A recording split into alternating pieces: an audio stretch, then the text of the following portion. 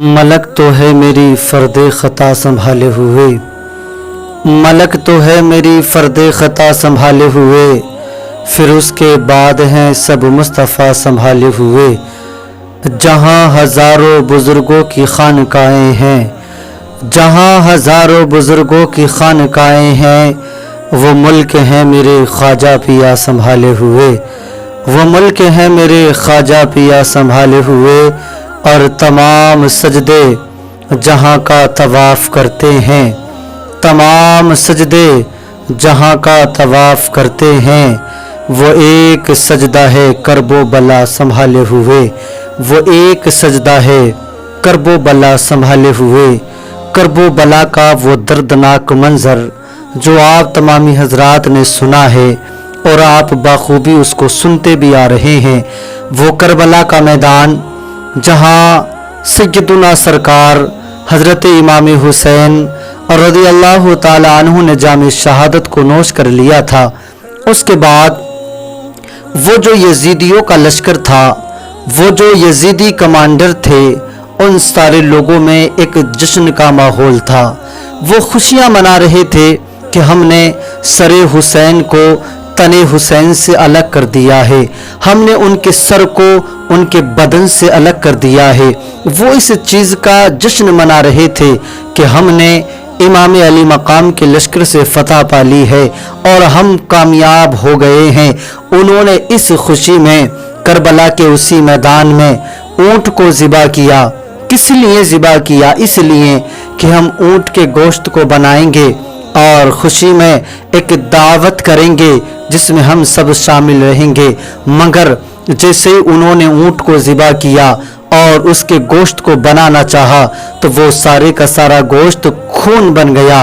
वो करबला में इमाम अली मकाम की शहादत के बाद आसमान के किनारे खून में नहाने लगे। ऐसा महसूस होने लगा जैसे आसमान से खून बरस रहा हो और सूरज को ग्रहण लग गया और चारों तरफ अंधेरा ही अंधेरा, तेज हवाएं चलने लगी। यजीदी घबराने लगे कि ये अचानक हो क्या गया है, आखिर होने क्या लगा है। हजरात, इन्होंने उसी करबला के मैदान में इस रात को गुजारा और रात को गुजारने के बाद में अभी सुबह हुई थी। इतने में हजरत बीमार ज़ैनुल आबिदीन ने नमाज फज्र को अदा किया था। उसके फ़ौरन बाद ये यजीदी अपने हाथों में हथकड़ियाँ बेड़ियाँ लेकर आपके खेमों के करीब आ गए थे। जैसे ही शहजादाए इमाम हुसैन ने नमाज से फारिग होते हैं, उनके पैरों में बेड़ियाँ पहना दी जाती हैं और उनके हाथों में हथकड़ियाँ पहना दी जाती हैं। हज़रत बीमार ज़ैनुल आबिदीन जो बीमारी की वजह से उठ भी ना सकते थे, इन जालिमों ने उनके हाथों में पैरों में हथकड़ियाँ और बेड़ियाँ पहनाकर ऊँट पर, नंगी ऊँट पर इन्होंने उनको सवार कर दिया और वो मेरे प्यारे हुसैन के घर की मुक़द्दस बीवियां और उनकी बहन और उनकी बेटी और उनके तमाम हमनवा जो साथी करबला के मैदान में जो बचे हैं, बीमार ज़ैनुल आबिदीन, इन सबको इन लोगों ने कैदी बना लिया और नंगे ऊँटों पर इन सबको सवार कर लिया। मेरी ज़बान उस चीज़ को जिक्र भी नहीं कर सकती जो करबला के मार्के के अंदर इन यजीदी अफसरों ने किया था। हजरात मोहतरम, बस यूँ समझे, इमाम अली मकाम का ये लुटा हुआ काफिला, ये मुक़द्दस काफिला सुबह के वक्त में करबला के मैदान से रवाना होता है। सैयदा ज़ैनब ने और इनके तमाम काफिले वालों ने हाथों को उठाकर रब की बारगाह में दुआ की थी और आखिरी फातिहा करबला के मैदान में पढ़कर उन तमाम शहीदों के जिस्मों को छोड़कर ये करबला के मैदान से जाने लगे थे। जहां तक करबला का मैदान नजर आता रहा, ये देखते रहे, आगे बढ़ते रहे। मगर वो यजीदी जो कि खुशियां मनाते जा रहे थे, वो यजीदी जो जश्न मनाते जा रहे थे, वो यजीदी जो ये समझते थे कि हमने इमाम अली मकाम पर फतह पा ली है, हमने जीत हासिल کر لی ہے، ہم ابن زیاد کے دربار میں جا کر بہت انعام حاصل کریں گے، بہت بڑے انعام سے ہمیں نوازا جائے گا۔ حضرات یہ لشکر کو آگے لے جاتے رہے، یہ لٹا ہوا قافلہ ان کے ساتھ رہا۔ راستے میں بہت جگہ پر میرے امام کے سر مبارک سے کرامتیں ظاہر ہوئی ہیں۔ آپ نے سر مبارک سے بار بار قرآن کی تلاوت کی آوازیں آتی تھی، بار بار کئی مقامات پر آپ نے قرآن پڑھ کر کے دنیا والوں کو سنایا۔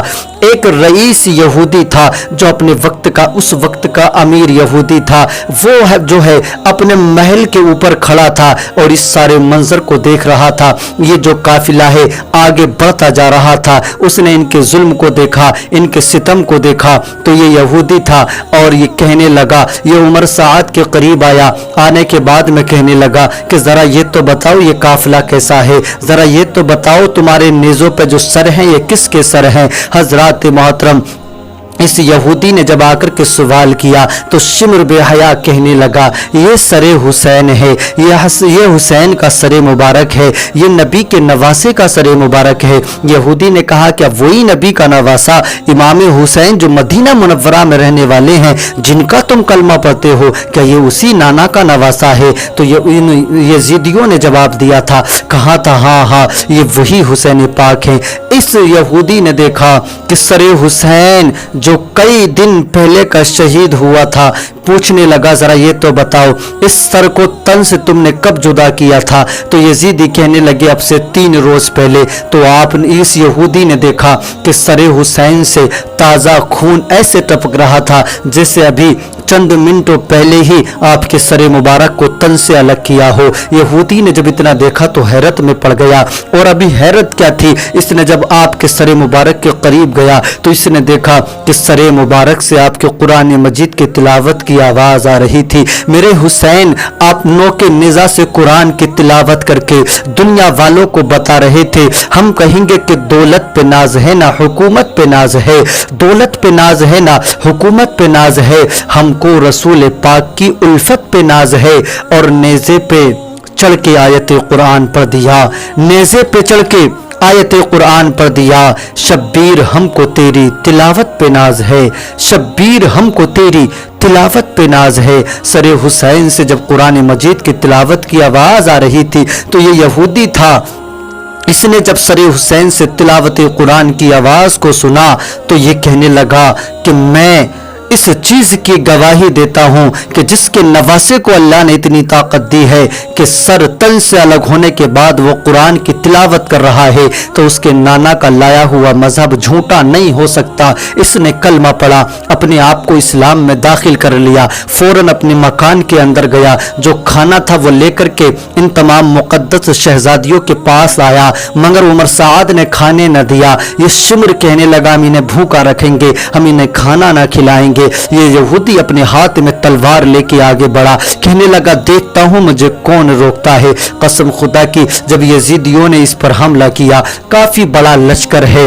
ایک تنہا انسان کہاں مقابلہ کرتا، یہ یزیدیوں سے لڑتا رہا۔ تاریخوں میں آتا ہے کہ اس نے 8 یزیدیوں کو مار کر اپنے آپ کو جام شہادت نوش کر لیا، اور وہی اسی مقام پر اس نے شہادت کو پا لیا۔ یہ ہیں وہ لوگ جنہوں نے امام حسین کی کرامتوں کو دیکھا اور اپنے آپ کو اسلام کے دائرے میں لے کے آئے اور مسلمان بنے، اور دنیا سے ایسا نام کما گئے کہ رہتی دنیا تک لوگ انہیں عزت کے نام سے پکارتے رہیں گے۔ یہ قافلہ آگے بڑھتا رہا، آگے بڑھتا رہا۔ جب یہ قافلہ ایک چھوٹی سی بستی سے گزرتا ہے تو وہاں پر ایک بزرگ تھے جو 70 سال کی جن کی عمر تھی، انہوں نے بیمار زین العابدین کو جب ہاتھ کڑیوں میں جگڑے ہوئے دیکھا، جب پیروں میں بیڑیاں بندی دیکھی، بیماری کے عالم میں یہ حالات دیکھے، تو وہ بزرگ تھے قریب آئے، آنے کے بعد میں کہنے لگے بیٹا اس حالت کو دیکھ کر مایوس نہ ہونا، ان ہتھکڑی ان بیڑیوں کو دیکھ کر ذرا مایوس نہ ہونا، بلکہ حضرت یوسف علیہ السلام کو بھی تو لوگوں نے قید کیا تھا، انہیں بھی تو قید کیا تھا۔ جب اتنا سنا تو بیمار زین العابدین کی آنکھوں میں آنسو نکل آئے، کہنے لگے بابا آپ کی بات ٹھیک ہے کہ حضرت یوسف کو قید کیا تھا، مگر وہاں تنہا یوسف علیہ السلام تھے جن کو قید کیا گیا تھا، یہاں تو میرے پورے خاندان کو ان لوگوں نے قربان کر دیا، یہاں تو میرے پورے خاندان को, मेरे बाबा को, मेरे सामने मेरे भाइयों को, मेरे भतीजों को, सबको इन्होंने जामे शहादत नोश करा दिया। इन्होंने एक एक करके सबकी गर्दनों को तन से अलग कर दिया। वो अकेले थे जो कैद थे, मैं अकेला नहीं हूँ, मेरे साथ देखे छोटे छोटे बच्चे हैं, मेरे घर की इज्जत मेरे साथ है। हज़रात मोहतरम, आपने दर्द भरी लहजे में उनसे गुफ्तगू की और आगे बढ़े।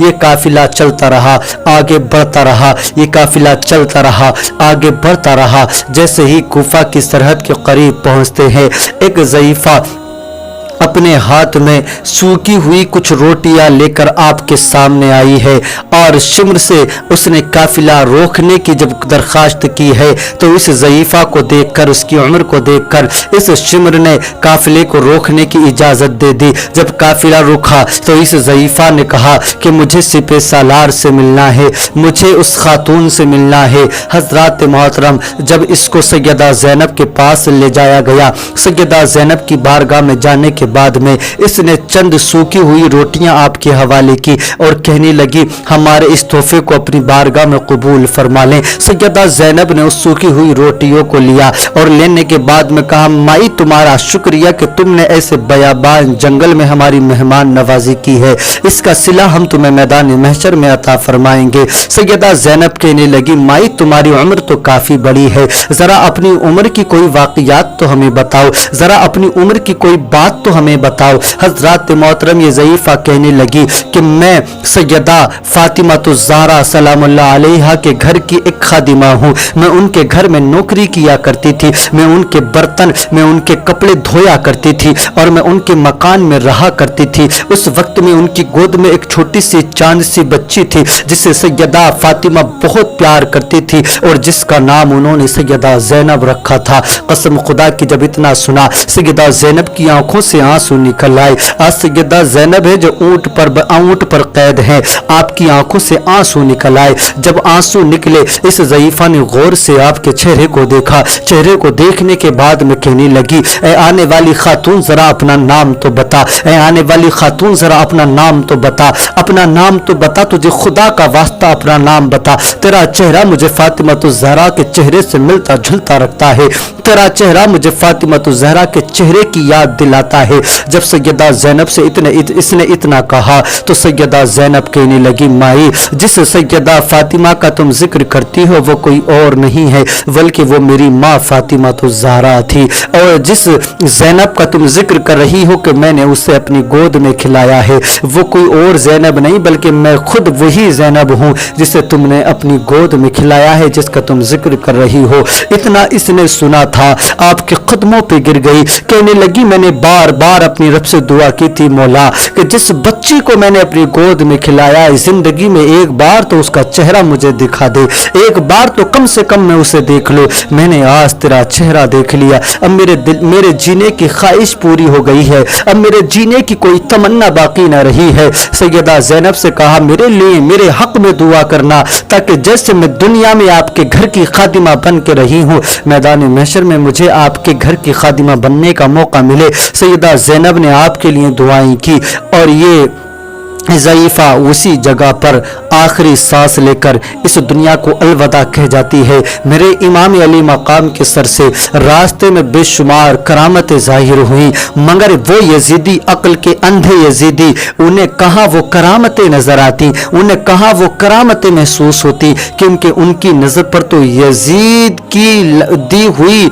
दौलत ने उनकी आंखों पर वो पर्दे डाल दिए थे कि वो इंसानियत की हदों से निकलकर दरिंदों की हदों में जाकर के शामिल हो चुके थे। बल्कि दरिंदे तो दरिंदे भी मेरे आका के घर वालों को जानते हैं, मेरे आका के घर वालों की इज्जत और उनके मकाम को पहचानते हैं, बल्कि ये तो उनसे भी ज्यादा गए गुजरे